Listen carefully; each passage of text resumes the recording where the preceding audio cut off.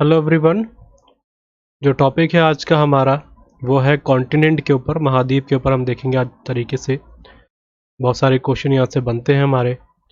तो मैं थोड़ा सा लाइव क्लास है ये, पहले मैं चेक कर रहा हूँ कि कौन कौन जुड़ गए हैं इसमें। फिर अगर आपके कोई भी डाउट वगैरह होंगे तो आप यहाँ पे डायरेक्टली डाउट सेशन में नीचे डाल दीजिएगा क्वेश्चंस, मैं देख लूँगा उसमें। तो मैं पहले स्टार्ट कर रहा हूँ, सेशन स्टार्ट हो गया हमारा।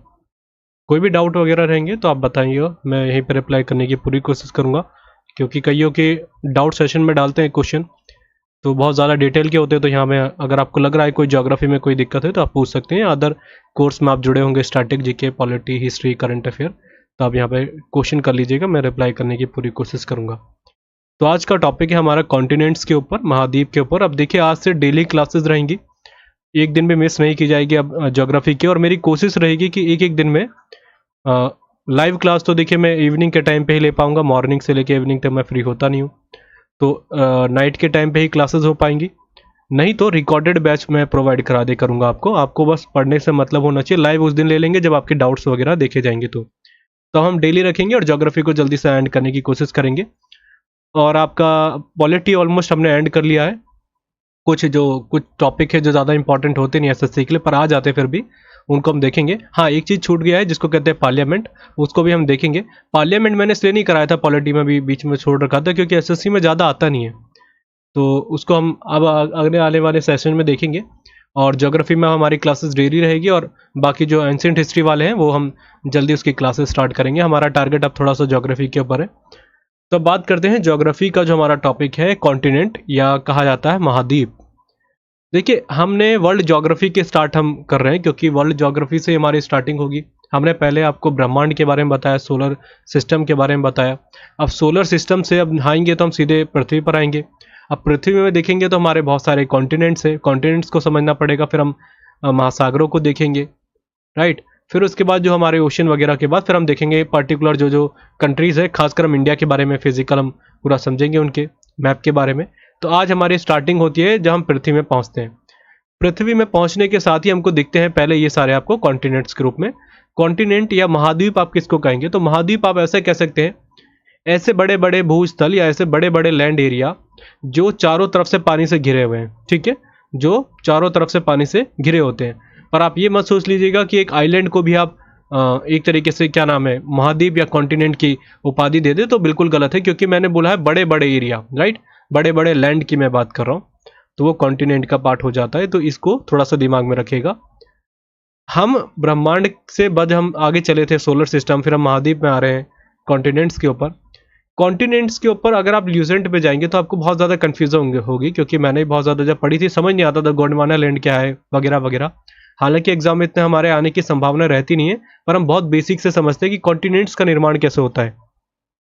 तो कॉन्टिनेंट्स की अगर हम बात करते हैं तो निर्माण होने की इसकी अलग अलग थ्योरी दी जाती है, पर हाँ, एक वैलिडेट तरीके से, वैलिड पॉइंट के हिसाब से हम देखते हैं कि क्या क्या इसकी थ्योरी रही थी। ये जो आज के टाइम पे आपको दिख रहा है नाउ वर्ड डेज, मतलब आजकल जो हमारी कहते हैं उसको, कॉन्टिनेंट्स की जो फिगर दिखेगा आपको ऐसे दिख रहा है, ठीक है। तो इसी हिसाब से हम इसको आज देखते हैं। पर इससे 225 मिलियन ईयर्स पहले देखा जाए तो ये एक ऐसा पार्ट हुआ करता था, ठीक है। क्या हुआ करता था पहले? इस तरीके का पार्ट हुआ करता था। अब इसमें फिर आप देखेंगे तो इसमें चेंजेस हुए, फिर ऐसे चेंजेस हुए, फिर ऐसे चेंजेस हुए। कहने का मतलब कॉन्टिनेंट्स पहले जुड़े हुए थे आपस में, सारे आपको दिख रहे होंगे ये आपस में। अब बाद में ये धीरे धीरे टूट गए। तो पहली थ्योरी तो यही आती है कि टूट कैसे गए। तो देखिए, आप जानते हैं कि बहुत पृथ्वी हमारी बहुत अंदर से गर्म है, लावा के रूप में। पर जैसी वो हीट प्रोड्यूस करेगी तो जाहिर सी बात है कुछ ना कुछ में चेंजेस आएगा सरफेस एरिया में, जिसके कारण धीरे धीरे इसका विखंडन हुआ। आप अगर ज्योग्राफी वगैरह में पढ़ेंगे तो इसको कहा जाता है प्लेटों का इधर उधर विस्तांतरण हुआ, जिसके कारण ये कॉन्टिनेंट्स, ये जमीन वाले पार्ट को आपस में ब्रेक होकर अलग अलग पार्ट्स में बढ़ गए। हमें थ्योरी पे ज़्यादा बिलीव करना नहीं, हमने ऊपर से आपको बता दिया कि पहले कॉन्टिनेंट एक ही कॉन्टिनेंट के रूप में काम करता था, या एक ही कॉन्टिनेंट था हमारा। बाद में जैसे इसमें हीट प्रोड्यूस हुई, जैसे जैसे समय में बदलाव आया, तो ये कॉन्टिनेंट जो थे, पूरे लैंड एरिया था, ये आपस में ब्रेक होता चले गया। आप देख रहे हैं ये वाला इलाका यहाँ से ब्रेक हुआ, फिर धीरे धीरे यहाँ से ब्रेक हुआ, ये यहाँ से ब्रेक हो गया, आपको दिख रहा है वाला पार्ट। इनको आप देखेंगे तो अलग अलग तरीके से छोटे छोटे पार्टों में डिवाइड हो गए, उन्हीं को हमने कॉन्टिनेंट्स का नाम दे दिया। टोटल कितने कॉन्टिनेंट्स हो गए? 7। तो ये हम सोचेंगे कि एक बात है कि ये हमें कैसे थ्योरी मिलती है कि पहले एक ही पार्ट हुआ करते थे, अब ये कैसे हो गए। आप यहाँ से स्टार्टिंग से देखेंगे तो देखिए फिगर सभी का ये ऑलमोस्ट, अगर आप देखेंगे इनको आपस में जोड़ा जाए तो आपको लगेगा ये जुड़ सकते हैं आपस में, और ऐसा भी लगता है कि किसी ना किसी इन्हीं पार्ट में से टूटकर अलग हुए हैं। आप इन सभी को देखिए, ये जो भी पार्ट बन रहे हैं तो ये सब टूट टूट के अलग हो रहे हैं। इनको अगर आप ब्रेक करके देखेंगे तो देखिए ऐसे ऐसे करके बनेंगे, तो ये वाला पार्ट बन गया जो नीचे दिखा रहा है। तो इसी हिसाब से हमारे वैज्ञानिकों ने, साइंटिस्ट ने हमारे इस पर निष्कर्ष निकाला कि एक पहला एक ही यही पार्ट हुआ करता था, क्योंकि आज के टाइम पे बहुत पुरानी वर्ष की बात है ये, पर जो हमारे साइंटिस्ट के द्वारा निष्कर्ष निकाला गया वही निष्कर्ष है कि ऐसा हुआ करता होगा, और जिसके बाद आज के टाइम हम जो देख रहे हैं ये कॉन्टिनेंट्स के रूप में हमें 7 कॉन्टिनेंट्स मिल जाते हैं। तो यही पढ़ना हमारे ज़रूरी है। क्वेश्चन कुछ सारे आते हैं उनको समझते हैं, पर पहले हम इस चीज़ को समझ लेते हैं कि किसके द्वारा ये थ्योरी दी गई थी। देखिए, ये थ्योरी बहुत अलग अलग तरीके से लोगों के द्वारा दी गई, बड़े बड़े साइंटिस्टों के द्वारा। सबसे पहले अगर हम बात करते हैं, इसको नाम दिया जाता है महाद्वीपीय महाद्वीपीय विखंडन। ठीक है, विखंडन का नाम इसको दिया गया, या अगर आप इसको इंग्लिश में कहेंगे तो इसको कहेंगे कॉन्टिनेंटल ड्रिफ्ट थ्योरी। ये थ्योरी किनके द्वारा दी जाती है हमारे, वैसे तो बहुत सारे आए थे इनमें, अगर हम बात करें, पहले एक व्यक्ति का नाम था अब्राहम ऑल्टियस कहा जाता था उनको, यहाँ पे लिख लेता हूं मैं। इनसे रिलेटेड क्वेश्चन आने की बहुत कम संभावना होती है। अब्राहम ऑर्टिलियस, यूएसए ये, ठीक है, ये आई है, ऑर्टिलियस थे। इन्होंने इस बारे में सबसे पहले बोला कि हाँ, एक तरीके से कॉन्टिनेंट जो हुआ करते थे, कि एक ही कॉन्टिनेंट हुआ करता था, फिर बाद में ब्रेक होते चले गए पृथ्वी में अलग अलग तरीके से चेंजेस होने के कारण। पर ये पूरी तरीके से अपनी बात को वैलिड नहीं कर पाए थे, कुछ तथ्य इनकी कमी रह गई थी। इसके फिर और बहुत सारे टाइम साइंटिस्ट आए जो हमारे लिए इतना इंपॉर्टेंट है नहीं, बस हमारे लिए एक ही ज़्यादा इंपॉर्टेंट है, जिन्होंने एक तरीके से महाद्वीपीय विखंडन या कह सकते हैं कॉन्टिनेंटल ड्रिफ्ट थ्योरी को प्रॉपरली अपने तथ्यों के साथ उन्होंने सामने रखे, और सभी लोगों ने उसको माना, और आज के टाइम पे हम इस चीज़ को बिलीव करके चलते हैं जो दिए गए थे। तो वो व्यक्ति कौन थे जिन्होंने इस थ्योरी को दिया था? उनका नाम था अल्फ्रेड वैगनर। ठीक है, यहाँ पर ई आ जाएगा बस, वैगनर, यहाँ पे दोबारा लिख लेता हूं मैं।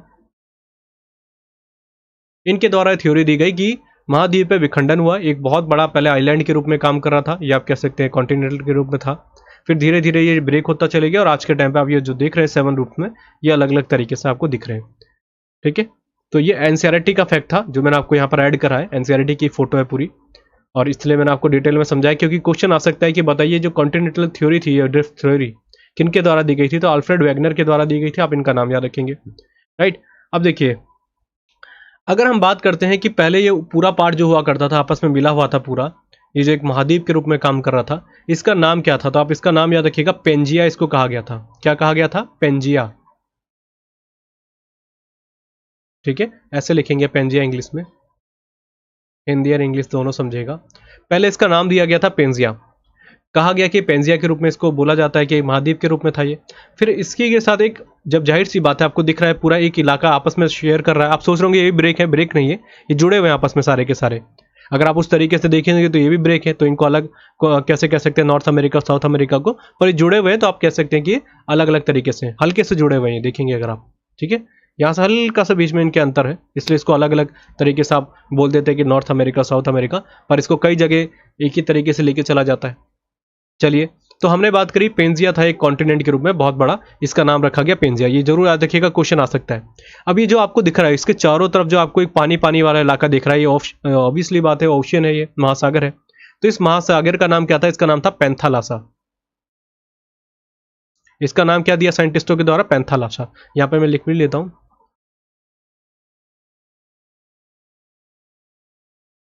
इसको पैंथेलेसा पढ़ते हैं कई लोग, पर पैंथालासा पढ़ेंगे तो कोई दिक्कत नहीं है। तो ये हमने बात करी 225 मिलियन ईयर्स एगो। ये जरूर याद रखिएगा, इस साल भी आपसे पूछा जा सकता है, क्योंकि एनसीईआरटी का पॉइंट है, और एनसीईआरटी जब भी हम पढ़ते हैं वहां से क्वेश्चन डायरेक्टली आ जाते हैं हमारे एग्जाम में। चलिए, इसके बाद फिर आप 150 मिलियन वाली कहानी देखिए। अब ये क्या होता है, देखिए आपको 2 पार्ट्स में दिख रहा है, वैसे अगर हम बात करें तो ये और भी पार्ट हो गया इसके डिवाइड, पर ये ऐसे अलग अलग तरीके से इसको दिखाया गया है, पर ये पार्ट पूरा इकट्ठा ही हुआ करता था, मतलब 2 पार्ट्स इसके बन गए। अब ये जो पहला पार्ट जो था हमारा पूरा पेंजिया था, पेंजिया 2 पार्ट्स में डिवाइड हो गया। ऐसा समझिए कि ये जो पूरा पार्ट है ये एक ही है, ठीक है, और ये वो वाला पार्ट है आपका। तो आपसे पूछा जाएगा पेंजिया टूटकर किन किन 2 पार्टों में डिवाइड हुआ है? तो पहला पार्ट याद रखिएगा, इसका नाम रखा गया लॉरसिया। ठीक है, लॉरसिया। इसको हिंदी में भी ऐसे याद रखिए मेरे हिसाब से, पर आप जरूर याद रखिएगा। मैं पहले बता देता हूँ कारण क्या है इसकी। क्या कह रहे हैं हम? लॉरसिया। इसको लॉर्सिया कहा जाता है, पर आज के टाइम पे आपने कई बार सुना होगा, अगर हिंदी मीडियम वाले, इनको कहते हैं अंगारा, अंगारा लैंड, या आप कह सकते हैं अंगारा भूमि। कहने का मतलब है आपको एक भी वर्ड नहीं छोड़ना, लॉर्सिया याद रखना है और दूसरा अंगारा भी याद रखना है। क्यों? क्योंकि आज के टाइम पे एग्जाम में लॉर्सिया नाम ज्यादा यूज किया जाता है, अंगारा नहीं आता। हिंदी मीडियम वालों के लिए भी मैं कह रहा हूँ आपको। तो लॉर्सिया हो गया और आपका अंगारा लैंड हो गया। तो ये वाला पार्ट तो ऊपर वाला हो गया, नॉर्थ वाला इलाका अगर हम बात करेंगे, ये नॉर्थ वाला। अब ये साउथ वाले इलाके को इन्होंने क्या नाम दे दिया? इसका नाम रख दिया इन्होंने गोंडवाना। ठीक है, गोंडवाना, नीचे वाले पार्ट को। तो क्वेश्चन डायरेक्टली आता है कि बताइए, जो हमारा जो पेंजिया दो पार्ट में डिवाइड होता है, तो उसके नॉर्थ वाले पार्ट का क्या नाम रखा गया और उसके साउथ वाले का क्या रखा गया? साउथ वाले का नाम रखा गया गोंडवाना, जिसको आज के टाइम पे आप ल्यूसेंट में कई बार पढ़ा होगा। इसलिए मैं कहता हूँ ल्यूसेंट हमें समझ में तब तक नहीं आएगी जब तक आप इसके बारे में डिटेल में नहीं पढ़ेंगे, और वो एक ही डिटेल है, वो है एनसीईआरटीज। तो थोड़ा उसके बारे में हमको रखना पड़ता है। अब आप देखेंगे तो देखिए, बीच में ये एक तरीके से दो पार्ट में डिवाइड हो रहा है, तो ये इसके बीच में से एक सागर निकल रहा है, पूरा बोलेंगे ना ओशियन दिख रहा है चारों तरफ। इस ओशियन का नाम क्या रखा गया? इसका नाम रखा गया टेथिस सागर। और ये क्वेश्चन आ रखा है आपके एसएससी में। हालांकि वर्ल्ड ज्योग्राफी से क्वेश्चन एसएससी में बहुत कम देखे जाते हैं, पर हम जब पढ़ रहे हैं तो सारी चीजें पढ़ेंगे, कोई भी चीज नहीं छोड़ेंगे। टेथिस सागर, ठीक है। अच्छा, इसके बीच में पूछा जाता कि क्या बना था, तो टेथिस सागर हो गया, ये चीज याद रखिएगा। अब धीरे धीरे चेंजेस होते चले गए। 65 मिलियन जो साल पहले की बात है, ये ऐसा दिखता है, ये अलग अलग तरीके से टूटने लगा। अब ये देखिए, अभी यहाँ पर ब्रेक नहीं हुआ, फिर धीरे यहाँ से भी टूट गया, तो ये टूट कर क्या हो गया, एक और। अच्छा, एक कम, मैं आपको ये डाउट सेशन के लिए रखता हूँ क्वेश्चन, अभी आपने सुना भी होगा, ये बोला जा रहा है कि आने वाले भविष्य में हमारा एक और 8वां कॉन्टिनेंट आने वाला, उसका नाम क्या है? बहुत ज्यादा न्यूज में रखा था उसका नाम, तो जरूर बताइएगा डाउट सेशन में, नहीं तो आप खुद सर्च कर लीजिएगा। मैं इसलिए आपके लिए कुछ क्वेश्चन इसलिए देता हूँ क्योंकि आप खुद अगर सर्च करेंगे तो आपके दिमाग में बहुत जल्दी आ जाएगा। हर चीज मैं बता दूंगा तो याद नहीं रहेंगी चीजें, ठीक है। तो ये हो गया हमारा 65 मिलियन वर्ष पहले की कहानी है, जब ये ऐसा रहता है। अब इसके टाइम पे आज जो आप देख रहे हैं, ये प्रेजेंट सिचुएशन है हमारी, जो आज हम देख रहे हैं, और ये भी ब्रेक होने की संभावना है, और कॉन्टिनेंट हमारे 8 हो जाएंगे आने वाले टाइम पे, फ्यूचर में। तो अभी हमारे 7 है, हम उन्हीं पे डिस्कस कर रहे हैं। तो शॉर्टली अगर हम दोबारा बात कर ले, हाँ एक चीज और है, ये देखिए आपको, अगर हम बात करते हैं कि एशिया और यूरोप कैसे बनते हैं, ठीक है, एशिया और यूरोप कैसे बनेंगे, ये भी क्वेश्चन कई बार आता है। तो देखिए, अगर आप यहाँ पे देखेंगे, सभी के बारे में आपको मैं अभी मैप में ढंग से समझाऊंगा, अभी हम ऊपर ऊपर की बात कर रहे हैं। ये कई बार आता है कि बताइए कि भारत कौन सी जगह में पड़ता है। अब ये आज के टाइम पे, प्रेजेंट टाइम पे है आपका। तो आप देखते हैं कि पेंजिया जो होता है आपका, ऊपर वाला पार्ट हमने बात करी थी, पेंजिया पूरा डिवाइड होकर निकल गया दो पार्ट्स में। फिर पहले का ऊपर वाले का नाम क्या बना? इसका नाम बना दिया इन्होंने अंगारा। दोबारा रिवीजन कर लेते हैं, नीचे वाले का हो गया गोंडवाना, ठीक है। इसके बाद हमने ये पूरा पार्ट देखा, अभी भी वही कंडीशन है, ऊपर वाले नॉर्थ वाले पार्ट को अंगारा कहेंगे, नीचे वाले पार्ट को क्या कहेंगे? गोंडवाना। अब देखिए, ये वाले पार्ट में अगर आप देखेंगे, ये भारत का आपको दिख रहा होगा थोड़ा बहुत, अगर इस तरीके से लेके चलेंगे, ये वाले पार्ट को देखिएगा। ऊपर वाले को हम क्या बार बार बोल रहे हैं? अंगारा लैंड, जिसको हमने बोला है आपका इंग्लिश में, उसको हमने क्या बोला था? लॉर्सिया, ठीक है, ऊपर वाले पार्ट को। तो हमने बात करी है लॉर्सिया। तो भारत कौन सी जगह में पड़ता है? भारत आपका अंगारा लैंड में पड़ता है कि गोंडवाना में? तो जो हमारा प्रायद्वीपीय इलाका है, जैसे अगर आपने देखा होगा, ऐसे हमारा भारत का मैप ऐसे है, प्रायद्वीपीय आप जानते हैं ना, जिसको कहते हैं पेनिसुला, मतलब जो तीनों तरफ से पानी से घिरा हो एक तरीके से। तो इस वाले पार्ट का जो हमारा पड़ता है, ये गोंडवाना में पड़ता है, गोंडवाना में। और ये क्वेश्चन आ रखा है आपके एग्जाम में। हालांकि जब हम अभी चलेंगे कॉन्टिनेंट के बाद, तो मैं आपको बहुत डिटेल में समझाऊंगा, तो इसको भी आप याद रखिएगा, जो नीचे वाले पार्ट की हमने बात करी है, ठीक है। अच्छा, इसके अलावा हम बात करते हैं, हम अपने जो प्रेजेंट टाइम के जो कॉन्टिनेंट्स हैं उनके बारे में समझ लेते हैं। तो देखिए, अगर मैं आपको बताऊं, अगर आप अपने नोट्स बनाएंगे तो ऐसा बनाइएगा, जैसे हमने तो ये पूरी समझ ली, थ्योरी आपको याद रखनी चाहिए, मेरे हिसाब से फिगर भी बना लीजिएगा याद रखने के लिए। हमने बात करी सबसे पहली बात पेंजिया के बारे में। पेंजिया था पहला। पेंजिया किस तरीके से टूटता है? दो पार्टों में टूट जाता है, एक यहाँ से बना लीजिएगा, एक यहाँ से बना लीजिएंगे। यहाँ से हो जाएगा आपका अंगारा, यहाँ पे हो जाएगा गोंडवाना। दो पार्ट्स में डिवाइड हुआ था, जैसे हमने बात करी थी, ये अंगारा हो गया, गोंडवाना हो गया। फिर गोंडवाना के बाद अब ये चीज सबसे जरूरी बन जाती है आज के पर्सपेक्टिव में, और ये क्वेश्चन कई बार आ जाता है कि बताइए, अंगारा लैंड में आज के टाइम पे जो हमारे प्रेजेंट में कॉन्टिनेंट है, कौन कौन से आइलैंड या कॉन्टिनेंट इसके अंतर्गत आते हैं, अंगारा के अंतर्गत? उसका याद रखिएगा, पहला है आपका नॉर्थ अमेरिका, दूसरा हो जाता है आपका एशिया, तीसरा हो जाता है आपका यूरोप, ठीक है। अब कैसे देखें? देखिए, अब हम बात करते हैं इसके ऊपर में। ये रहा आपका नॉर्थ अमेरिका। तो नॉर्थ अमेरिका कहां पर आ रहा है? ऊपर वाले पार्ट में तो आ रहा है आपका, तो जिसको हमने बात करी थी आपका, ऊपर वाले पार्ट को हमने क्या बोला था? लॉर्सिया कहा था, अंगारा कहा था, तो ये वाला पार्ट में आ गया। अगर आप बात करते हैं कि अभी एक और हमने बात करी थी, कौन सा? दूसरा एशिया हो गया। आपको एशिया वाला पार्ट भी तो इधर ही में दिख रहा है, तो इसलिए भी आप इसको जोड़ देंगे। यूरोप भी आप जोड़ देंगे। एशिया और यूरेशिया, सॉरी, एशिया और यूरोप दोनों साथ में ही तो रहते हैं। वो अलग बात है कि पहले इनको अलग से ब्रेक हुए थे ये, पर साथ में थे, इसलिए आज के टाइम पे हम यूरेशिया और सॉरी बार बार यूरेशिया बोला मैं आपको, एशिया और यूरोप दोनों को साथ में लेके बोला जाता है। तो आपने कई बार सुना भी होगा यूरेशिया कहा जाता है इसको, क्योंकि दोनों साथ में ही है, एक तरीके से ब्रेक नहीं कह सकते इनको, आपस में जुड़े हुए हैं और कॉन्टिनेंट के रूप में अलग बोला जाता है इनको। तो ये आप देखेंगे तो आपको याद रखना है, पहला नॉर्थ अमेरिका ऊपर वाला पार्ट दिख रहा है, तो जाहिर सी बात है अगर कोई भी चीज उत्तर में है तो सीधे किसका पार्ट बन जाएगी, आपके ऊपर वाले पार्ट में, जिसको हमने अंगारा की बात करी थी। अब ये हो गया जिसमें नॉर्थ अमेरिका हो गया, एशिया और यूरोप दोनों तो साथ में होंगे। एशिया जब आपका पड़ ही रहा है इधर में, तो आपका जाहिर सी बात है यूरोप भी उसके साथ जुड़ रहा है, तो यूरोप भी बन जाएगा किसका, आपका अंगारा का लैंड का पार्ट। ये क्वेश्चन कई बार आया है, इसको इग्नोर ना करें। पहला हमने बात करी नॉर्थ अमेरिका, दूसरा एशिया, तीसरा हो गया यूरोप। अच्छा, इसके बाद हम बात करते हैं गोंडवाना लैंड का पार्ट। गोंडवाना लैंड के सारे जो कॉन्टिनेंट इनके अलावा बचेंगे वो सारे हो जाएंगे, क्यों, क्योंकि सारे दक्षिण में पड़ रहे हैं। आप किसी को भी उठा के देख लीजिए, सारे आपके गोंडवाना में पड़ेंगे। ये कौन सा हो जाता है आपका ऑस्ट्रेलिया, ये कौन सा हो जाता है आपका अंटार्कटिका, ये कौन सा हो जाता है आपका साउथ अमेरिका, ये कौन सा हो जाता है आपका नॉर्थ अमेरिका।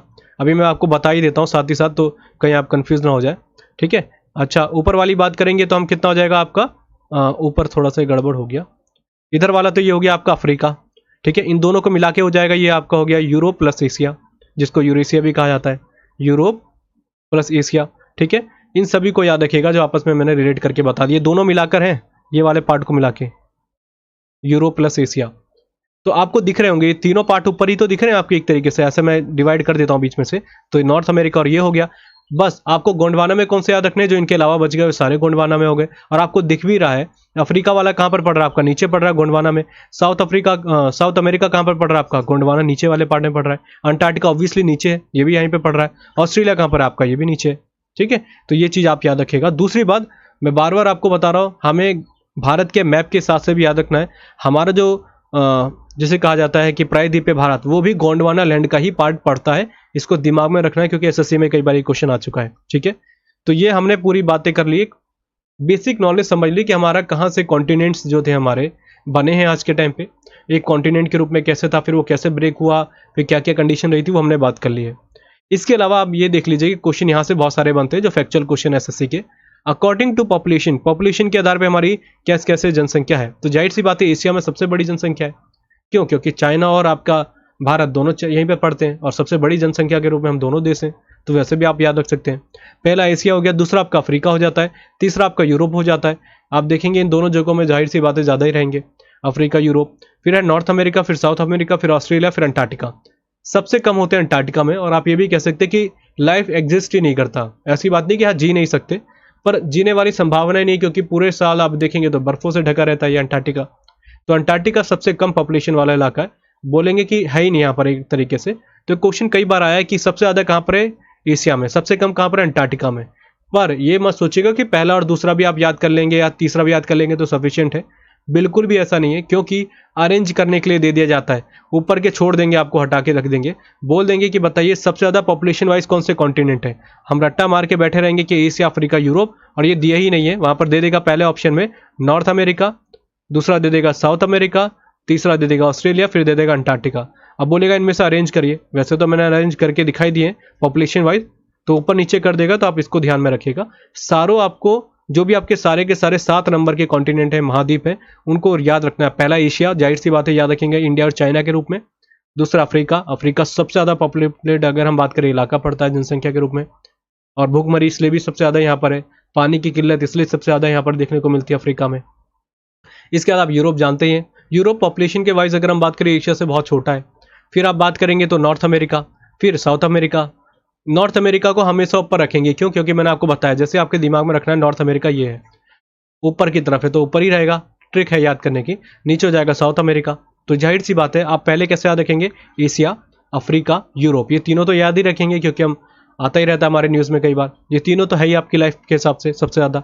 इसके बाद हमने बात करी नॉर्थ अमेरिका ऊपर पड़ता है, साउथ अमेरिका नीचे पड़ेगा। अब इसके बाद बच कौन सा रहा है, ऑस्ट्रेलिया, आपको इसको कंट्री जोड़ने में दिक्कत भी नहीं होगी। और लास्ट में हो जाता है आपका अंटार्कटिका, क्योंकि अंटार्कटिका में मैंने बोला है जीवन है ही नहीं, तो उसका मतलब ही क्या है, क्योंकि बर्फ से ढका हुआ है पूरा। ऐसा बात नहीं कि लोग रहते ही नहीं है, हमारे कई लोग जाते भी हैं। और आप सभी जानते हैं, हमने बात भी करी थी कि हमारे जो रिसर्च सेंटर है, भारत के 3 रिसर्च सेंटर यहाँ पर रह चुके हैं ऑलरेडी, और बहुत अलग अलग देशों के एक तरीके से यहाँ पर पढ़ते हैं रिसर्च सेंटर, रिसर्च के पर्पज से ही रहते हैं वो कुछ समय के लिए, फिर इनका ट्रांसफर होता रहता है। इसके बाद हम बात करते हैं according to the area, area के हिसाब से सबसे पहला कौन सा है, एशिया, कोई डाउट नहीं है इसमें, सबसे बड़ा है एशिया। दूसरा है अफ्रीका, ये चीज़ आपको ध्यान रखनी है। अफ्रीका दोनों कंडीशन में आपके दूसरे नंबर पर पड़ता है, ये भी चीज़ आपको याद रखनी है। इसके बाद है आपका नॉर्थ अमेरिका, आपको दिख भी रहा होगा, देखिए साइज वाइज देखते रहिए बस। और मैं एक चीज़ आपको बोलूँगा, हालांकि आप यूपीएससी की तैयारी नहीं कर रहे, आप कोई स्टेट पीसीएस की तैयारी नहीं कर रहे कि आपको मैप याद रखने की जरूरत है, पर जब भी अगर आपके बहुत कॉन्सेप्ट क्लियर रखने हैं, कोई भी क्वेश्चन में फंसे ना आप ज्योग्राफी में, तो मेरा मानना है आप इन सभी चीज़ों के फिगर याद रखें। जैसे हम कॉन्टिनेंट की बात कर रहे हैं, तो आपके दिमाग में नॉर्थ अमेरिका आते ही सीधा आपको यहाँ पे लगाना है नॉर्थ अमेरिका। जैसे आपके सामने आ रहा है साउथ अमेरिका, आपको तुरंत नीचे लगाना है। आपको बोला जाएगा यूरेशिया कौन सा पड़ता है, ये हो गया। इसके जस्ट नीचे कौन सा हो गया, अफ्रीका हो गया। ये कौन सा हो गया आपका, अंटार्कटिका हो गया। ये कौन सा हो गया, ऑस्ट्रेलिया। जिससे आपको याद रखने में आसानी होती है मैप वाइज, और आप वैसे भी एरिया वाइज अपने दिमाग में इमेज बना लेंगे कि सबसे बड़ा कौन सा है, एशिया, फिर कौन सा हो जाएगा अफ्रीका, फिर हो जाएगा नॉर्थ अमेरिका। ठीक है, नॉर्थ अमेरिका हमेशा ही हर चीज में ऊपर है साउथ अमेरिका से, फिर साउथ अमेरिका हो गया, फिर अंटार्कटिका। हाँ, अंटार्कटिका बहुत बड़ा है, आप सभी जानते हैं अंटार्कटिका के बारे में, ये फिगर वाइज भी आप देख रहे होंगे अंटार्कटिका के बारे में। फिर है यूरोप, और लास्ट में है ऑस्ट्रेलिया। और ये कई बार एसएससी में आ चुका है कि बताइए सबसे छोटा कॉन्टिनेंट हमारा एरिया वाइज कौन सा है, तो हमारा ऑस्ट्रेलिया ही है। इनको जरूर याद रखिएगा सीक्वेंस वाइज ऑर्डर में, चाहे पॉपुलेशन वाइज बात करें या एरिया वाइज बात करें। तो मेरे हिसाब से सेशन को आज को एंड करते हैं। कॉन्टिनेंट्स की मैंने आपको थ्योरी समझा दी कि क्या क्या होता है, कहाँ कहाँ से क्वेश्चन बन सकते हैं। इस एक भी क्वेश्चन यहाँ से बाहर देखने को नहीं मिलेगा। अब इसके बाद हम पार्शली तरीके से बात करेंगे कि सिंपल बात है कौन कौन से कॉन्टिनेंट के बारे में बात करनी है। सारे कॉन्टिनेंट हमारे लिए जरूरी है, इनसे डायरेक्टली क्वेश्चन बन जाते हैं कि बताइए कहाँ पर पॉपुलेशन कहीं नहीं है, अंटार्कटिका में है, या पूछा जाएगा श्वेत महाद्वीप किसको कहते हैं, व्हाइट कॉन्टिनेंट। ये सभी हम चीज़ों को पढ़ेंगे, फैक्चुअल भी और डिटेल भी। तो मेरे हिसाब से आज का टॉपिक यहीं पे समाप्त करते हैं। डेली क्लासेस रहेगी ज्योग्राफी की, और मैं कोशिश करूंगा कि जल्दी से जल्दी इस अप्रैल मंथ में ज्योग्राफी खत्म कर दूं। कई लोग कह रहे थे सीजल से पहले खत्म हो जाएगा कि नहीं, तो मैं आपको पहले भी बता चुका हूँ, सीजल से पहले तो बहुत बड़ी बात है। आपका अप्रैल मंथ में मेरी